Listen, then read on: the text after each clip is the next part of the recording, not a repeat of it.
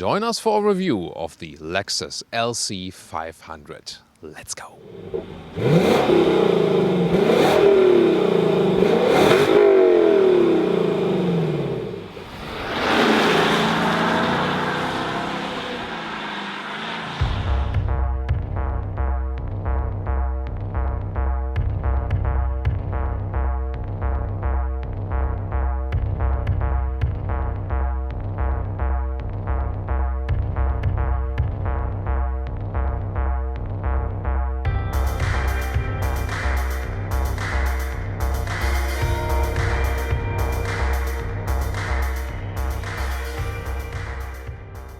In the front, the Lexus LC has this so-called Diablo front grille, this X shape, really aggressive, and also has this curve right here when you look at it from the side. Both Cabriolet and Coupe are pretty much the same as for the front. LED headlamps, and then they have this very distinctive daytime running light. We also have different colors here for you today, so different color choices, especially for the convertible, with mixed colors also for the roof. The length is at 4.77 meters, 15'6" or 188 inches. You can see here the roof line is really flat, so there's a new folding mechanism for this soft top roof. So it also folds very flat inside the trunk. That's why the trunk difference is not too big between convertible and the coupe. 4 layers, so it's also silent at high-speed driving, and it opens and closes in about 15 seconds and up to a speed of 50 kilometers an hour or 30 miles an hour. And the convertible has the design line which goes up here, and then there's like already the joining together right here, which is a little bit different with the coupe. But still, due to this very flat roof, the convertible does not look too different to the coupe. 20-inch wheels would be standard. These here are the optional 21-inch wheels. There's also a performance pack available that also includes a torsion differential in the rear, so sportier driving out of the corners, for example. Adaptive suspension is standard, and in this performance pack then you also get stiffer rear dampers. And these cars we show you today also include the performance package. Here the roofline is carried out further right here, and also with this chrome contrast. So which one is your design favorite? Cabriolet or the coupe? Also here with the 21-inch wheels, and in the black color just a little bit more menacing. Here for the coupe you also have the hybrid engine that is not available for the Cabriolet, but here also the rear axle steering is available. And now to the rear, where Cabriolet and coupe look pretty much alike. Here the convertible, and you see the distinctive light signature right here, also really aggressive in the styling once again, but overall still fluent, also with its integrated wing right here. This is an exhaust tip which is pure fake. The real exhaust then is on the inside, at least the air goes through, but yeah, come on, give us the real deal, right? The rear of the coupe doesn't look too different, however the aerodynamics are a little bit different. So the convertible has a more straight area right here in the length, therefore has more downforce here on the rear, so the coupe has more the fluent design, and therefore we have this additional wing that can fold out.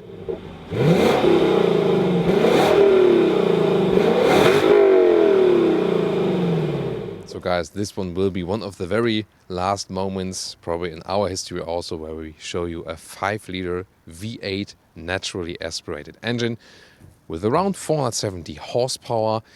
A little bit less here in this update or now in the convertible because of a particle filter in the EU. Will be a little bit more than in the US. Acceleration figure to 1 kilometers or 62 miles an hour is about 5 seconds. The coupe would be 0.3 seconds faster than in this case, but already, enough power. Not like the most extraordinary acceleration figure because it's not turbocharged, but the naturally aspirated engines have a more, harmonious power output than in this case. And of course, classic concept, all rear-wheel driven.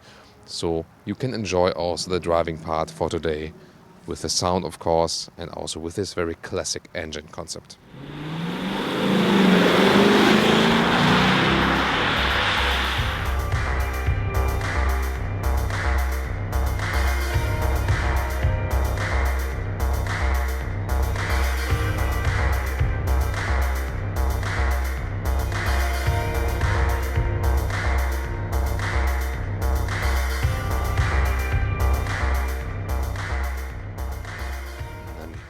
Test the seat right here, and indeed it's way softer from the seating area than if you would have the animal skin surface. and they hold you really tight. It doesn't feel like it would be most suitable for tall people, as for the flexibility you have, because it's really, really tight right here. Headroom wise, here in the coupe, comes really close already with 1.86 m or 6'1", but does work, of course. And here for the convertible, sadly, only animal skin are available as for the seating surfaces, so that's definitely a hit and miss. But the interesting thing is, here for the rear seats, this is the so-called Ecolux material. So that's a leatherette. So this is then animal-free. It also feels really high quality and very soft. So they can already do it. They just do not do it yet for the front seats. So it is available already. But you can see this is live transition, where half of the car is already a sustainable material and half not. Let's see about the headroom difference right here. And when I put the seat here all the way down, once again, with 1.86 m or 6'1", it's almost the same that you have in the coupe. And there we go with the digital instruments. You can't adjust too much in there, just a little bit on the left side, predominantly, for example, for driving information. The middle part then with the big RPM meter and the digital speed. 10.3-inch screen, as I said, no touch. Mark 11 sound system here, option. And there we also have a nice surround sound. Wow, cool. Yeah. Open top at the moment, but also works very well with the open top. That's really nice. The Apple CarPlay integration is actually quite cool, but it's really unusual to control it not via touch. And wow, it's really tough. This map is quite old school, and how you can use this map inside from this central touch pad. Wow, it's really a pain in the automotive world. Now to the trunk comparison, this here being the coupe. Here we go. Well, for a car in general, really limited already. So when you put a backpack inside here, height-wise, you can see this is already limited. Let's just test that. Yeah, I have to squeeze it a little bit, but then it does actually work.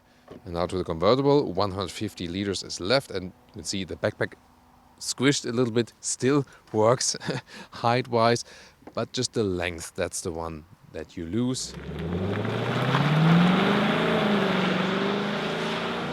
Welcome to Thomas's Driving Lounge with the Lexus LC500, and we can put it in sports mode. A little bit wet road today, but still some acceleration for you here.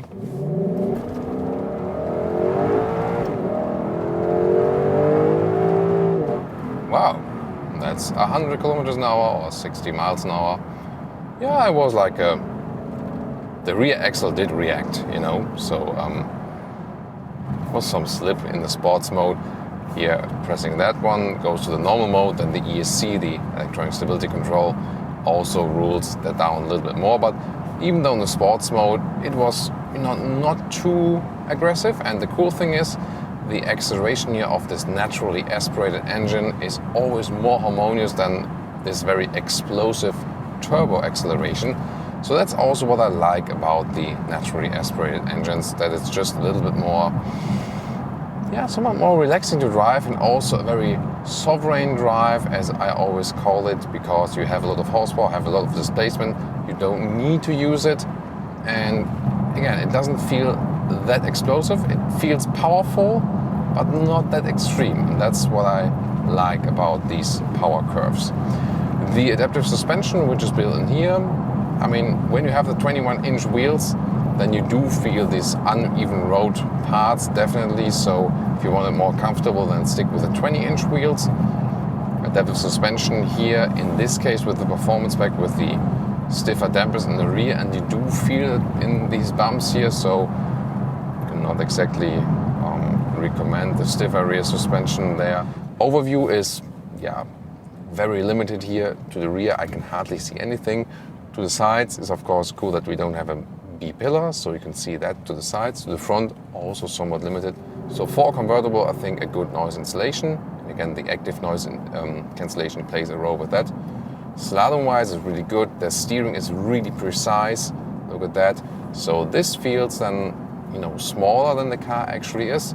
The rear axle steering that is available with the coupe would do an even better job than in this case.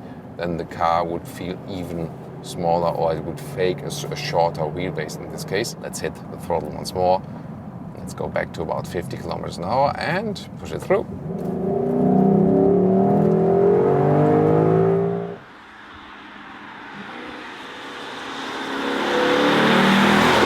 Of course, in the convertible we can hear more of that sound.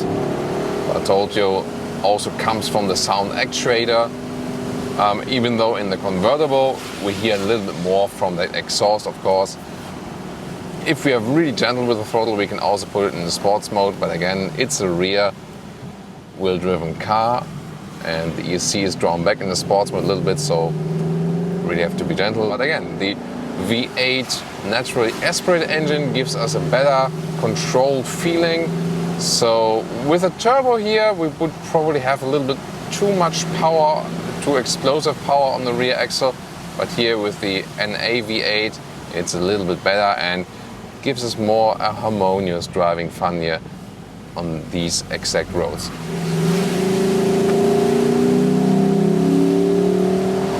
The wind deflector is doing a good job, so we can also drive open now at 100 kilometers or 60 miles an hour.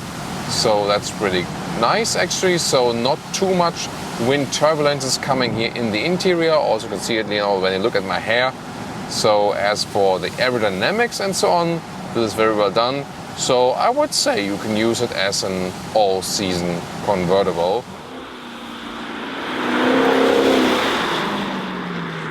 And now to our conclusion for today with the Lexus LC. We've shown the coupe and the convertible, and we did have a lot of fun definitely with this very exquisite vehicle, even though the weather didn't play the part today. Yeah, the Lexus agrees definitely.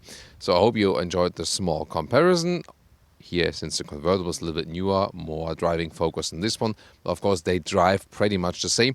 The only difference is that you can also have the rear axle steering for the coupe. This will improve the drive even further and also reduce the turning circles, so I can recommend that. Also, another advantage for the coupe is that you have a little bit longer trunk there, and also that you can get the microfiber inside of the seats for the coupe. That is, actually three striking advantages for the coupe. The convertible, of course, that you can drive open top, and astonishingly, even all-season convertible, yeah, you see it, because the aerodynamics is actually really good, as also silent on the interior, even though when the top is down. So it's actually quite cool to drive it open top, really enjoy it, and even Autobahn proof, so you can drive also a little bit faster on the motorway. It is a design object with a striking exterior design, even more beautifully, of course, with the blue beige contrast. On the interior, the user interface is quite complicated. Everything, from cubby holes to the infotainment system, which is really outdated, the control input for that, the visualization. So everything user interface-wise is, really not living up to the price of 100 to 120k dollars or euros. So that needs to be better. Comfort is quite okay, but should also be better for a car of that size, I think. And also for the convertible, animal skin alternatives are also missing then, but they also show that it's possible with designing this Ecolux rear seating area right there. And in general, you don't have basically any room in this car, although it's not a short one. But driving-wise, really fun. Classic V8 5-liter naturally aspirated concept with a harmonious power output. That's actually quite cool. The driving we did today, of course, was more performance-focused. Even though the road was wet, we had to be a little bit more careful then.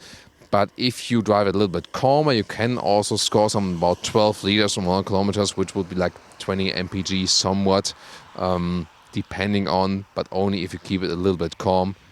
Here, like we drove today, there's those serpentine roads, and of course the consumption is higher or less mpg.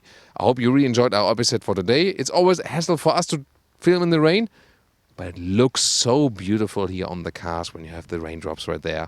So good for you in your living room that you stay warm and safe. I wish you all the best. See you next time.